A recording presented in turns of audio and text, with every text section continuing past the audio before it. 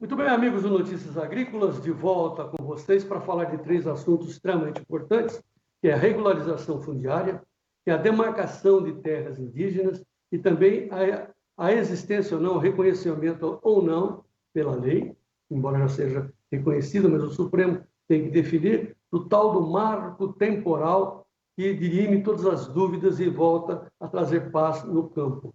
No caso específico, nós estamos falando do projeto de lei da regularização fundiária, que faz justiça para, no mínimo, 600 mil famílias de pequenos proprietários, de pequenos lavradores, de micro lavradores desse enorme país, principalmente lá da Amazônia Legal, que esperam o reconhecimento legal de suas pequenas propriedades. É sobre isso que nós vamos falar com o ex-ministro, ex-deputado, ex-homem que fez realizar o Código Florestal em nosso país, o jornalista Aldo Rebelo, que fala conosco direto de Viçosa, lá no interior da Alagoas, 120 quilômetros de Maceió. Meu amigo Aldo Rebelo, seja bem-vindo ao Notícias Agrícolas. Muito boa tarde. Grande abraço, meu prezado amigo João Batista. É uma alegria reencontrá-lo nesses tempos difíceis que estamos atravessando. Se não bastasse as consequências dessa pandemia, nós temos também a permanente incompreensão da cidade, da sociedade urbana, da sociedade litorânea, com esse Brasil permanentemente incompreendido, que é o Brasil profundo, o Brasil interiorano, o Brasil rural.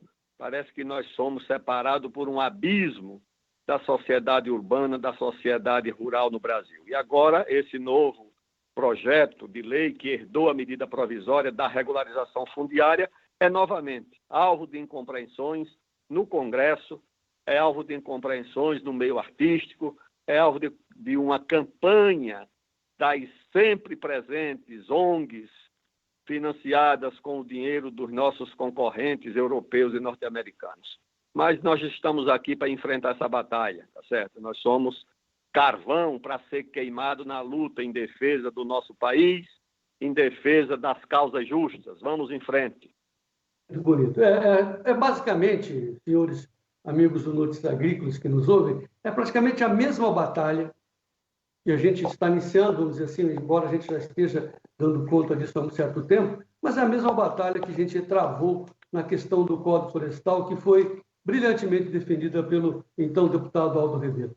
Nesse instante, nós estamos discutindo que era uma condição, uma sine qua non desse governo Bolsonaro de regularizar as terras para os pequenos lavradores. Era um ponto de honra. E isso vinha andando muito bem através de uma medida provisória, quando chegou ao Congresso, e aí lá no Congresso, as forças de oposição, todas essas forças que o Aldo acaba de citar, conseguiram, entre aspas, melar o projeto. E aí ele correu o risco de caducar, perder o seu tempo de votação, e aí ele foi recolhido e o governo reentrou no Congresso com um projeto de lei, uma PL, a PL, se não me engano, o projeto de lei 2.633, que trata exatamente da regularização fundiária.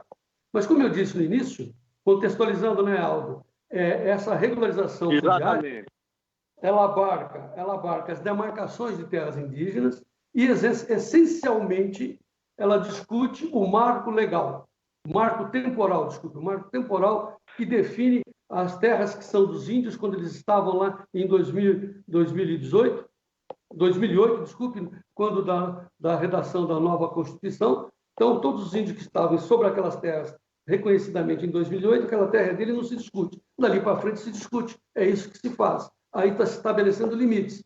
Porém, aí eu vou devolver a palavra ao Aldo Rebelo, as forças de ativistas ambientais, de ONGs, de artistas, capitaneado, por exemplo, por os artistas da Rede Globo, vamos chamar assim, junto com jornalistas internacionais que não conhecem a realidade brasileira, não sabem que na Amazônia Legal tem muitas e muitas famílias, estima-se 600 mil famílias que estão fora da lei e precisando dessa regularização, e eles estão atrapalhando, dizendo que essa lei seria a lei da grilagem.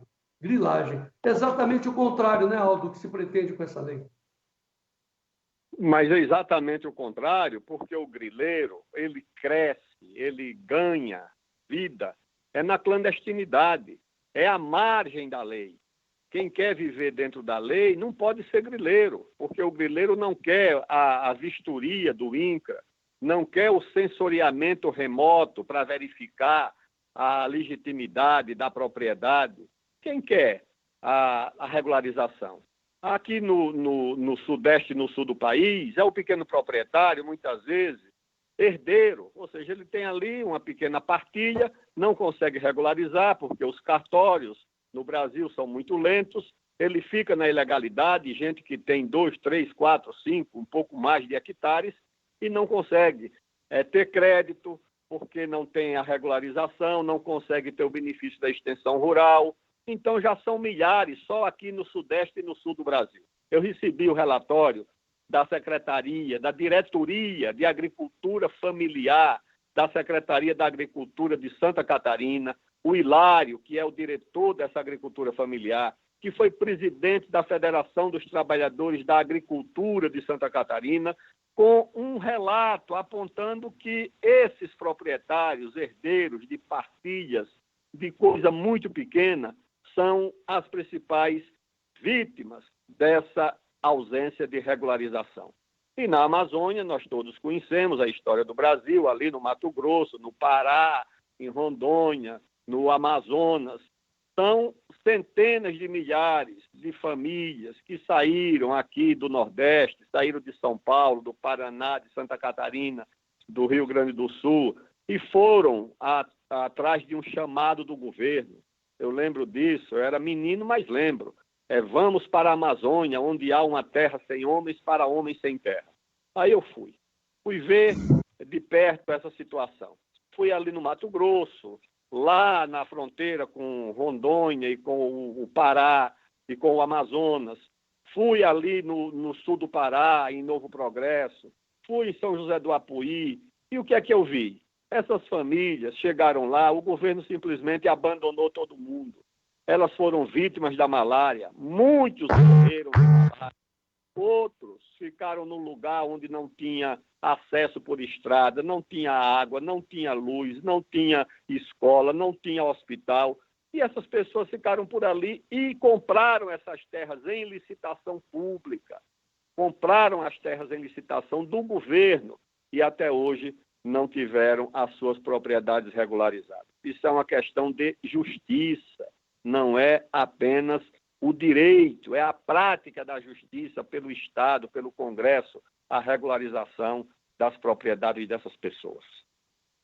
Quem quiser comprovar isso que o ex-deputado Aldo Ribeiro está dizendo para a gente aqui do Notícias Agrícolas, que desça lá em Marabá, que desça lá em Altamira, na Transamazônica, e vocês verão mas centenas, como eu vi, como eu circulei por lá, de famílias e pequenos lavradores esperando esse tal de crédito, esse tal de apoio que todos os governos prometem e não executam.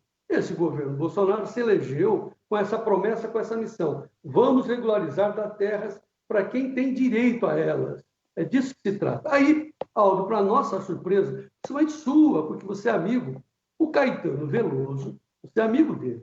O Caetano Veloso está liderando um movimento mundial contra esta lei, dizendo que seria a lei da grilagem.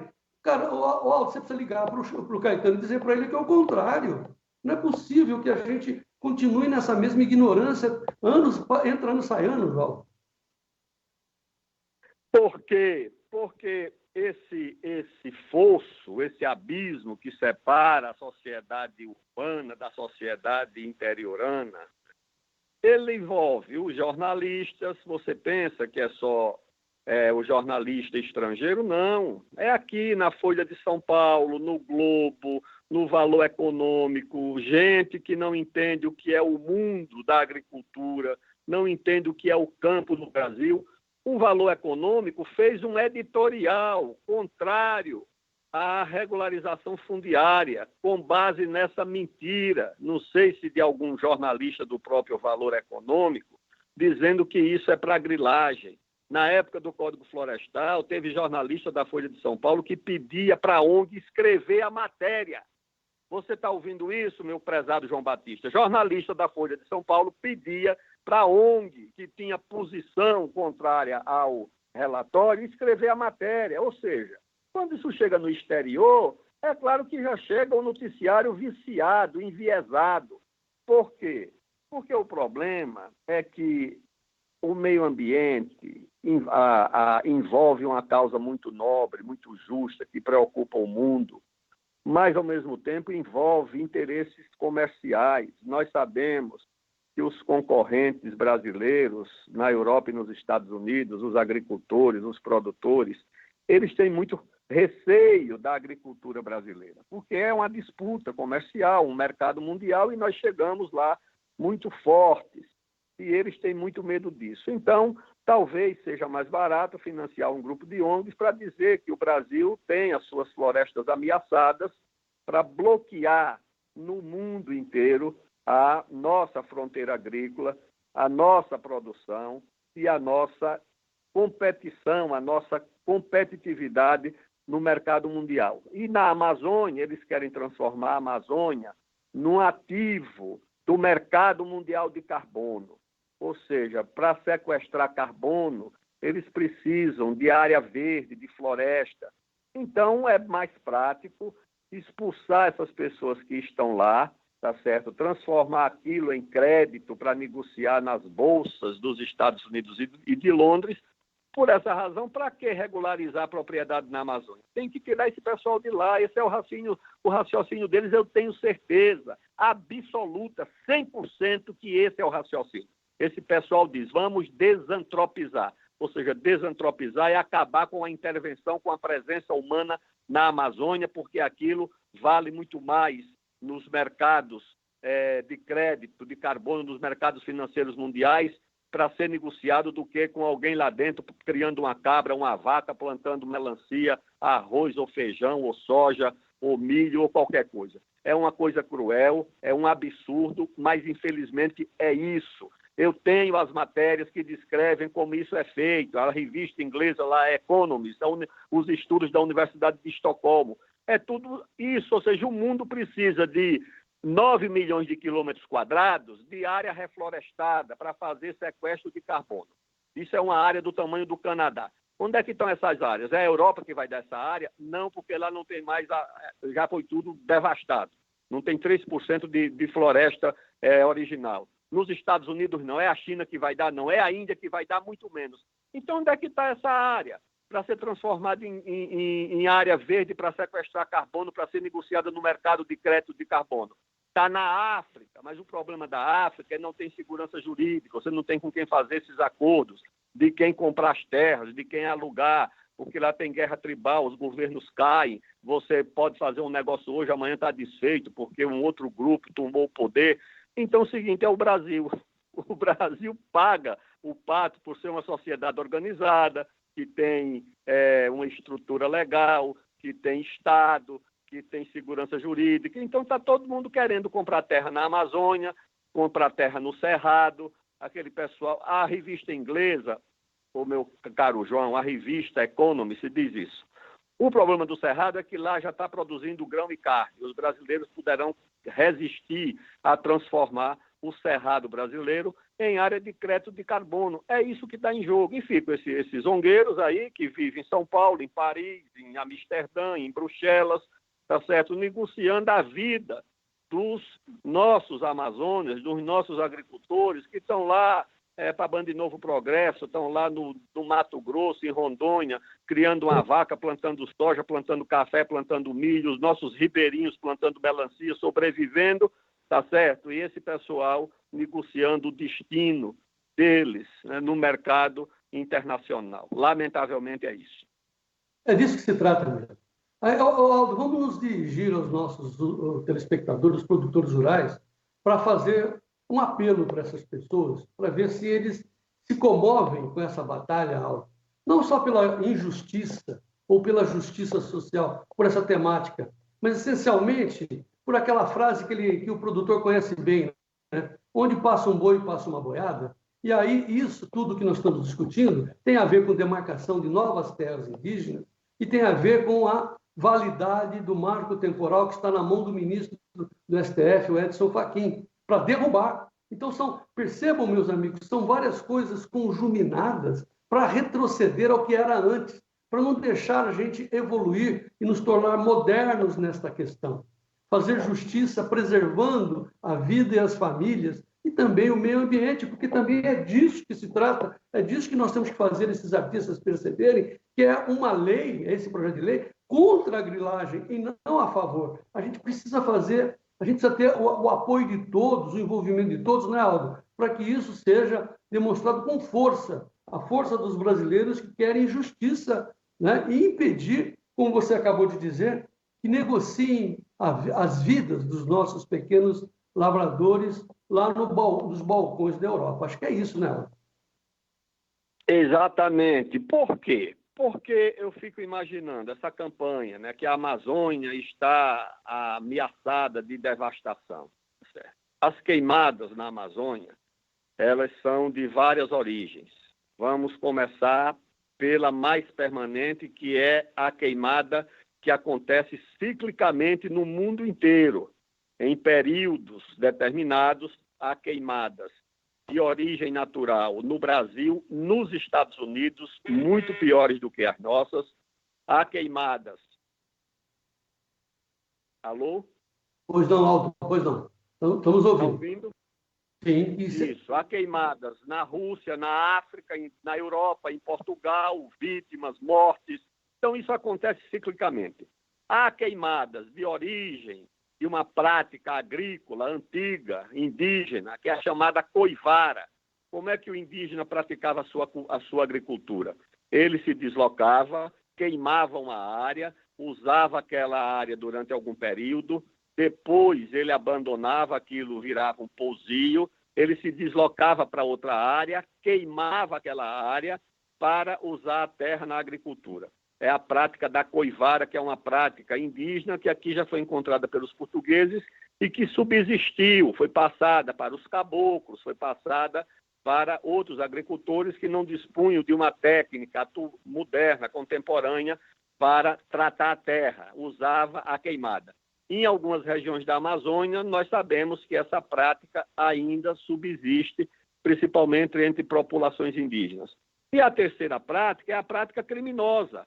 Agora, quando se divulga o aumento das queimadas, as estatísticas não fazem a diferenciação do que é a prática de origem natural, ou seja, a queimada de origem natural, que acontece todo ano, em todos os governos, em todo o mundo, daquela que acontece por conta da agricultura arcaica, antiga, que é a da coivara, e depois a prática criminosa. A impressão que dá é que é tudo prática criminosa, ou seja, que a Amazônia está sendo devastada por uma organização criminosa incapaz de ser contida pelos governantes. E isso é o que ganha espaço em todo o mundo. É esse o imaginário das classes médias urbanas, do sujeito que amanhece o domingo, compra uma Folha de São Paulo, vai na padaria com a família, com os amigos, abre o jornal e diz, olha, estão acabando com a Amazônia. Essas pessoas não sabem, por exemplo,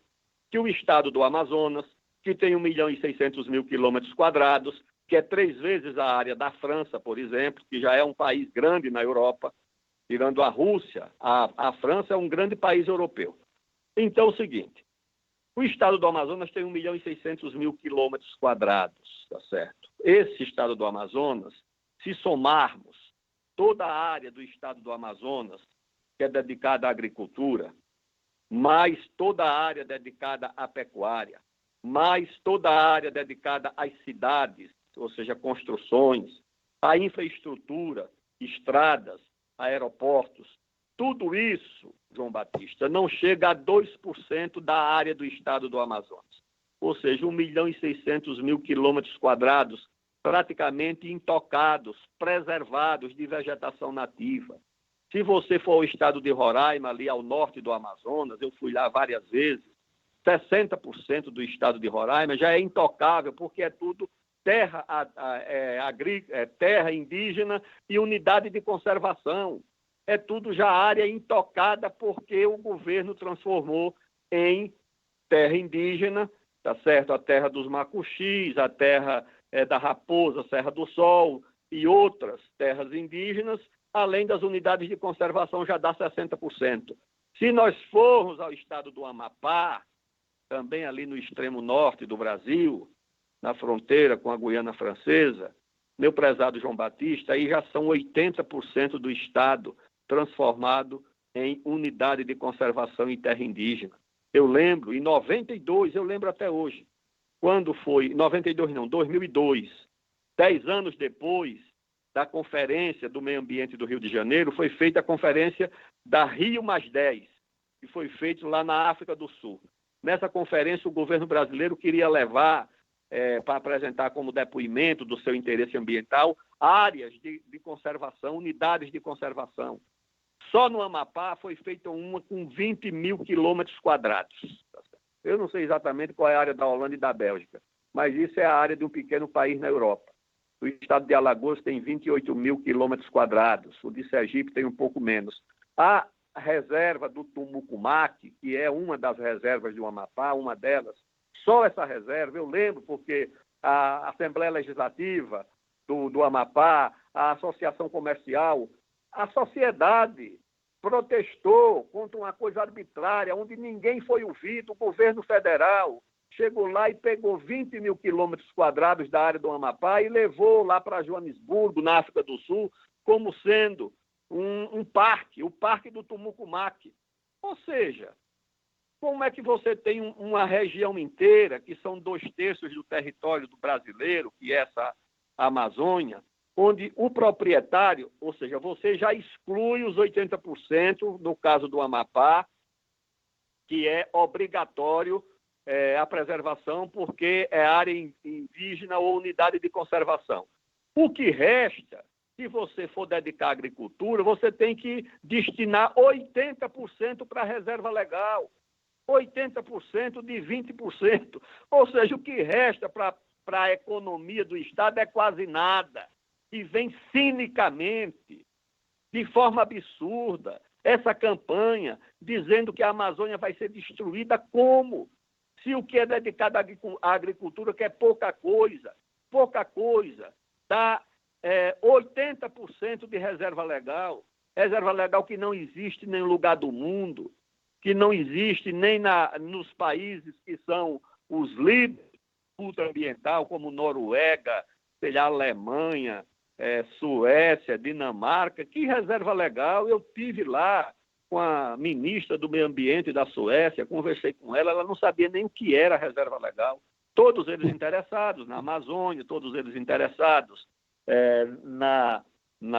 no destino dos povos indígenas, tá certo? Mas, quando tiveram suas guerras, não se preocuparam com o destino dos seus próprios povos. Quando precisaram, tá certo, massacrar, incinerar 6 milhões de judeus, tá certo, como aconteceu na Alemanha, eles não tiveram nenhuma preocupação.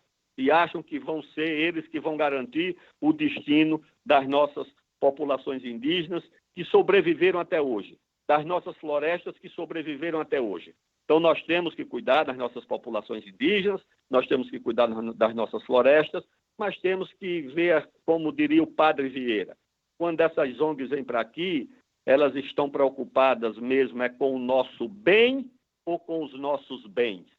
E há uma diferença muito grande quando alguém se preocupa com o nosso bem ou se preocupa com os nossos bens. Bem, é bem isso mesmo. Vamos aproveitar o conhecimento do áudio e aprofundar um pouco mais para alertar os nossos amigos produtores rurais que atrás de uma coisa vem outra, vocês sabem disso. Então, enquanto se discute a injustiça envolta nessa PL, nesse projeto de lei da regularização fundiária, absolutamente necessária, e também está envolta aí a questão ambiental que o Aldo acaba de descrever, exemplificar brilhantemente agora, tem por trás uma situação extremamente preocupante que atinge a todos, inclusive a minha aqui no Mato Dentro, o Aldo lá em Viçosa, em Alagoas, que é o tal do marco temporal.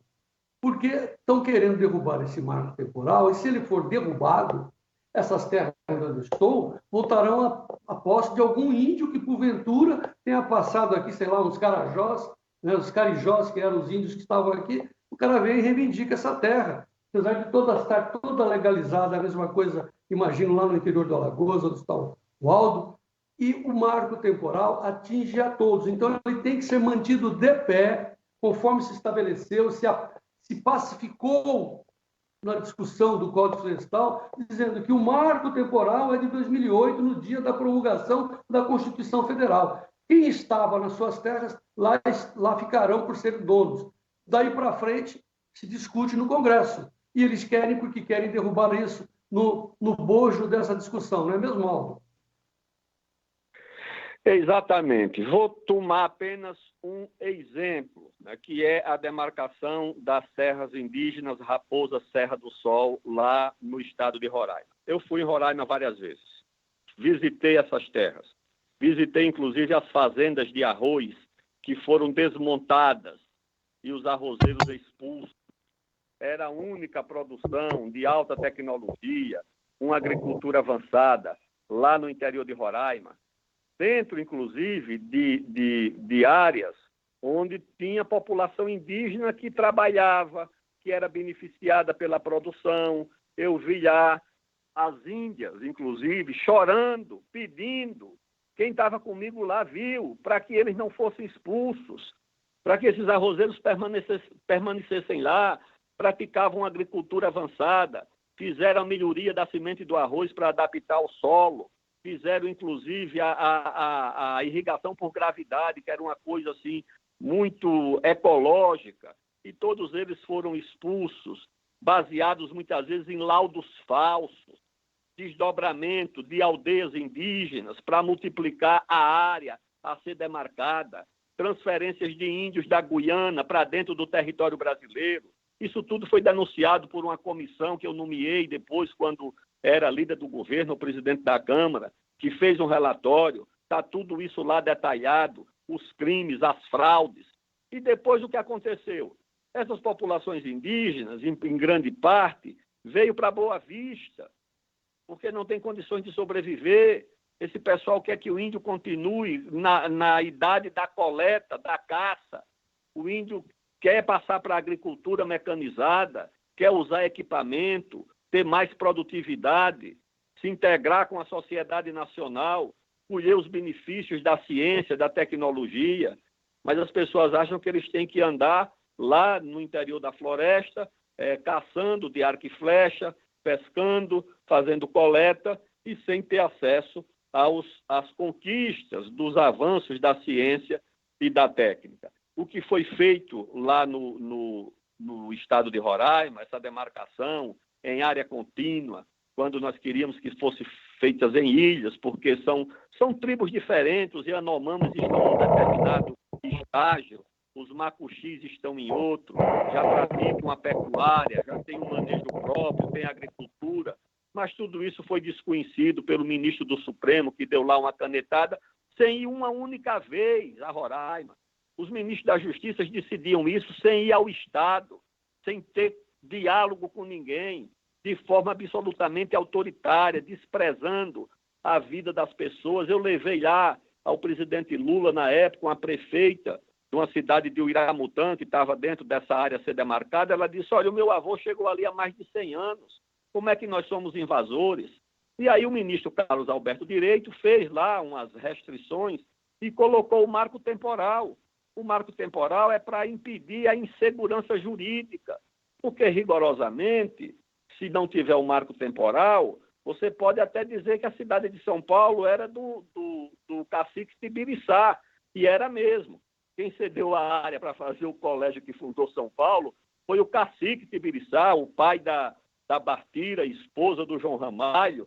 Ou seja, então nós vamos, sem marco temporal, retroceder até quando? Na época do presidente Sarney, declararam a cidade de Londrina terra indígena, que na época foi um escândalo. Por quê? Porque ninguém tem limite, ninguém tem referência. Então, você não tem referência de marco temporal, a insegurança jurídica é total. Você pode propiciar, imagine na Europa, né? Aquelas tribos os celtas, os gauleses, todos eles poderiam sair reivindicando ali áreas que no passado remoto pertenceram às diversas tribos que lutaram pela posse de terra na Europa.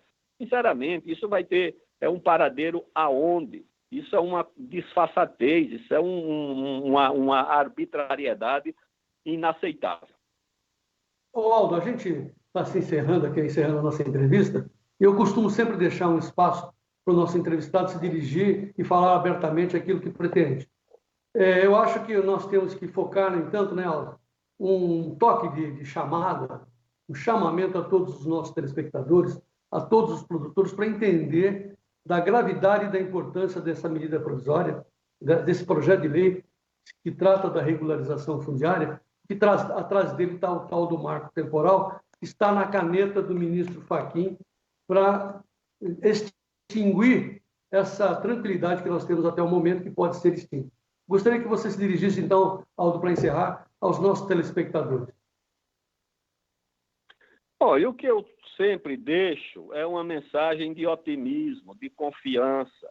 Eu sei das dificuldades, dos desafios, mas penso muitas vezes nos nossos antepassados, naqueles desbravadores que chegaram por esses sertões do Brasil, aqui no Nordeste, em São Paulo, no Mato Grosso, no Pará, no Amazonas, e não encontraram quase nada, partiram do zero. Eu vou nessas cidades prósperas do interior de São Paulo, eu digo, aqui você hoje tem escola, tem estrada, tem rodoviária, tem aeroporto, tem hospital, você tem quase tudo. Os antepassados de vocês que chegaram aqui tiveram que começar tudo do zero. Eles não tinham estrada, eles não tinham hospital, eles não tinham escola, eles não tinham luz elétrica, eles não tinham ferrovia, eles não tinham nada. Não tinham nem para quem reclamar, tá certo?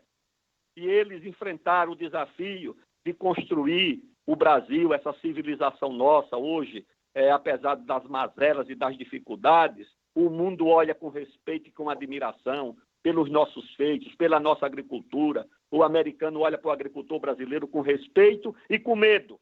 O europeu olha para o agricultor brasileiro com respeito e com medo pela nossa capacidade. Então, é nos apoiando exatamente nessas qualidades, nessas virtudes, da persistência, de não desistir, de levar sempre à frente o próximo desafio, que nós vamos superar as atuais dificuldades. Haveremos de superar, porque dificuldades maiores nós já superamos no passado para construir até aqui esse país que é muito desigual, que muitas vezes é injusto, mas é uma grande promessa de civilização solidária, de civilização próspera e de exemplo de tolerância para o mundo, apesar de muita intolerância que nós vemos nos dias de hoje.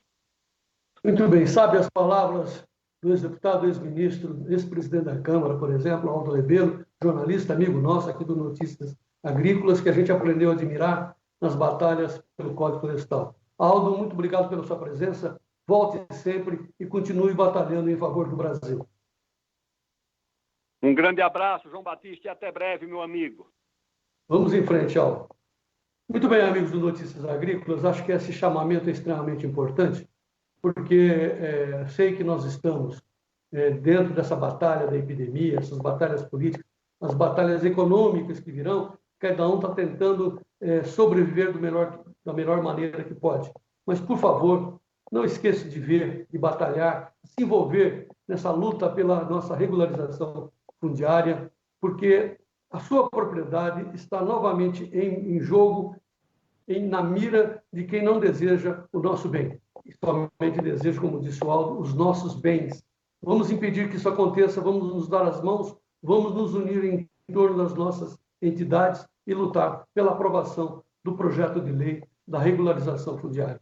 E vamos em frente. Daqui a pouco a gente volta com mais informações aqui no seu Notícias Agrícolas. Viva o Brasil!